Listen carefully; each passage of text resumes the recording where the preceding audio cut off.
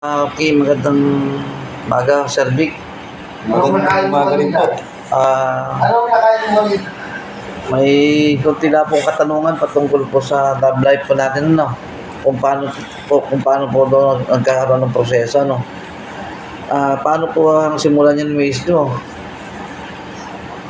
Ano po yung pakiulit?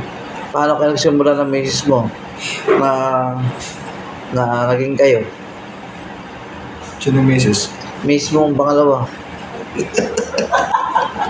Biyak si paliwanag to. Yan. Siyempre, nilagyan ko ng tubig. Kailangan ko pa lang doon. Tubig lang, ibig sabihin tubig lang na inlove na, ganon? Oo, hinanap niya. Isang yung tubig. Hindi naman biniking tubig sa'yo, sir.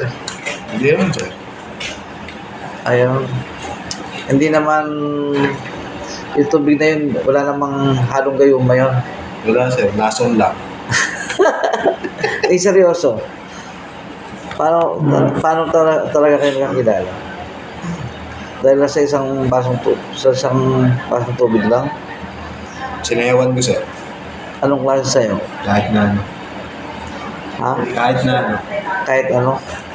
Hindi ba yung sayo mong pinakita sa kanya, hindi yung careless whisper? Hindi naman, sir. Akala ko. Kantigula ka. Sir, ngayon, siyempre na-enjoy nyo na mag-asawa kayo. Ano naman ang sikreto ng haba ng magsasama? Maganda, sir. Ano ang sikreto? Secret mo. Secret. Yun ang Maging mabait, maging masunurin. okay.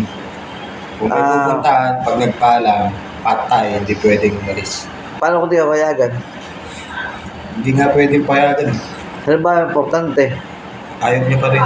Napakasalimutan ng buhay mo, sir. Kala ko, pero masaya naman. Masaya naman. Hindi ka mag-iisisi. Hindi. Pagmamahal nga eh.